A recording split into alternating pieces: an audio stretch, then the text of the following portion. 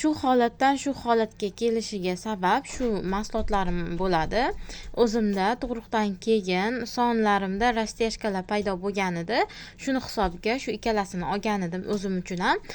Bu skrab shu rasteyashka tushgan joylaringizni yaxshilab ishqalab turib, tozalaganingizdan keyin sizda teringiz ochilganini hisobiga bu hod geli singishiga yordam beradi.